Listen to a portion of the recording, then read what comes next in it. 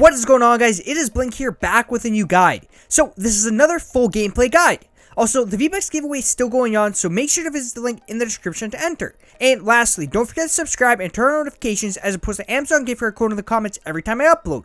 By turning on notifications, you have a way better chance of getting here first and redeeming that code. Anyways, guys, let's get to this guide. So guys, we're back at Paradise Palms, and there weren't that many people that landed here. So if you guys are not liking Paradise, then we'll be out of here very soon. The first weapon I spot is a drum gun. Great secondary to the pump and very usable in medium to close range situations. Now, right off the bat, I'm hitting all these big bushes and you can gather a solid amount of wood in seconds. Don't forget those starting materials. So our first opponent was kind of just standing on the hotel exposing himself. He never seemed good at all, so I went for the push. Now, I did have a tac shotgun, so that's not a bad close range weapon. Had he seemed like a solid player, I would have took the shots and backed away until I had the pump combo before pushing. You also never want to stand still around the hotel. The hotel is the most noticeable building in Paradise Palms, and it's super easy to get spotted. That's why I hate looting there first. It's super easy to get shot with the amount of exposure you get.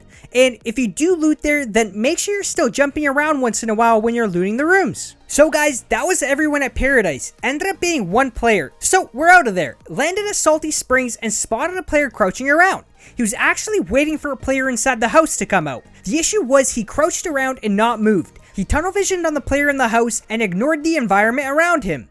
There could have been a player on the middle hill that could have easily sniped him. All it takes is one shot to the head. And when you're standing still, that one shot isn't hard to hit. I also want to mention why I landed at Salty Springs. And Salty Springs is known to have a populated amount of players around. Players from Dusty Divot and Fatal Fields will usually cross Salty at one point. It's also on the edge of the circle, so the players from Fatal will usually cross by. You usually want to land at the most likely high populated areas. Areas like Fatal Fields and Moisty Mire won't be a good choice. Now, this last fight, you guys saw how this player wasn't building the proper materials at the start. He built the ramp as I took shots and waited too long to cover himself. You guys also saw he then uses the left side peeking angle to try to take shots. And remember what I always say, that right side peeking angle is your friend. Anytime your opponent's on the right side of your screen, you'll have an easier time lining up your shots and you'll always have the advantage. So you basically want to force that right side peeking angle anytime you can. And he actually should have built up instead of hiding behind these materials. Not the greatest thing he could have done. I got lasered here after picking back up the minis, and with the 20 HP I have, I still had opportunities to take shots. If you can still give yourself the advantage, then try taking shots back. Now, after the first shot I hit, I could have minied up before continuing the push. Although, I went for the push anyways. Got the elimination as this player never expected me to pressure him back with low HP. Now, once again, I should have minied up right after the first shot because as you guys saw, I took that first shot and my opponent backed off. He was pure aggression for that split second until I pressured him back. This gives me time to mini up because I've got less pressure on me. And even after miniing up, my opponent would have played it a little safer because he knows I'm not scared to fight. Up ahead, there were two players fighting and I was able to pinch the last player for an easy kill. Now, the circle is pretty far and I ended up taking a medkit to replace a shotgun.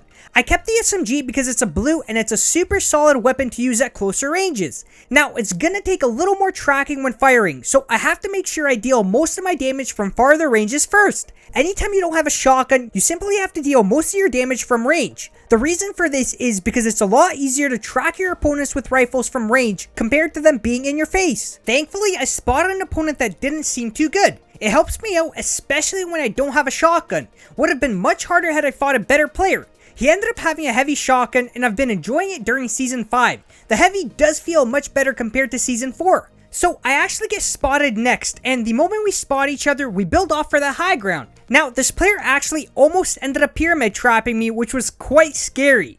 Although I got the elimination on him as he tried building back up. He never built cover as he built up the second time. Simply was a bad building execution at the end there. He should have built a way to cover himself from me as he gets the high ground. He tried building like we were just starting the fight. When you know your opponent can see you, don't build up and hope he doesn't see you. Covering yourself is key when building off when your opponent can see you. Next, I spot a player inside his fort up on the hill and I tried building up towards him while making sure to build walls in the direction where this opponent's at. Now, he knocked me down quite easily, and I tried shooting his floor down, that way he takes fall damage, although he drops on my wall and deals a solid amount of damage to me. I used roofs to cover myself and tried building right back up, although I had to turn around because he was right in behind me and could have shot me in the back. Now, he ended up walking right into my box, and at that moment, I knew I was in range to trap him up. Place down a trap and made sure to build a staircase, that way he can't shoot at me as the trap goes off.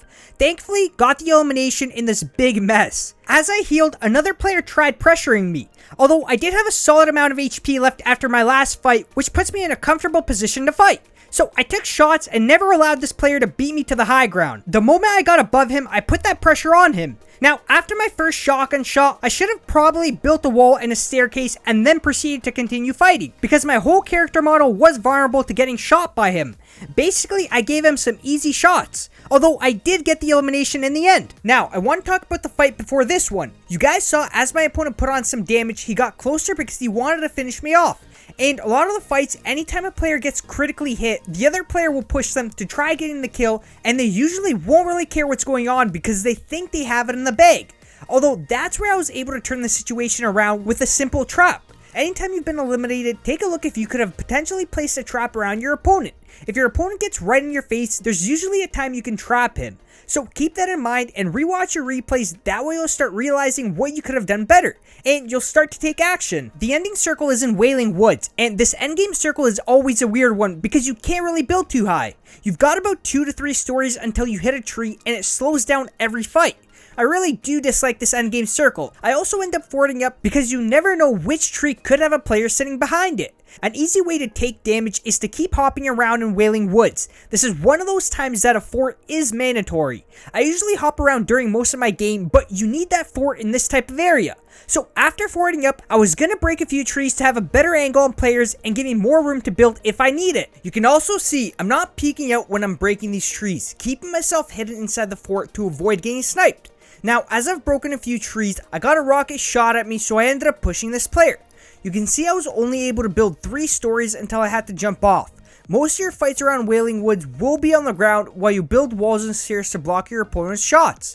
So as I fought this player, I'm trying to build myself cover after taking a few shots. You can see it was a lot of juking involved. Now, I did end up getting the elimination with the Scar, but the Scar isn't the greatest weapon to hip fire. I pulled out my SMG first, although I already ended up using all the ammo from it. You don't notice because the ammo goes super quick. That's why I've mentioned to make sure you have your SMG reloaded after every fight. 30 bullets runs out pretty quickly. So I'm not in the greatest situation because I've got myself 50 shield and 48 health. And that's one of the reasons I replaced my sniper with the rocket launcher. When the circle is super small, you'll always be pretty close to your opponent, and you'll have an easier time connecting the rockets with the bigger explode radius. I noticed a player up ahead, although I go for the drop to see if I can get myself a medkit. You don't want to put in all that work and end up getting eliminated because you're lowered HP. Although the drop never had any sort of meds, and I went ahead and pushed because the last 2 players engaged on each other, and pinching them would be my best bet. Shot a rocket towards them and hit a bush, although I got the last kill with the SMG. Would have had both players had my rocket hit. Well guys, that's it for this full gameplay guide. Hope it can help some people out, and a like and a sub will be greatly appreciated as it does help me out a lot. Anyways guys, thanks for watching, I hope you have a great rest of your day and night, and I'll see you on the next one.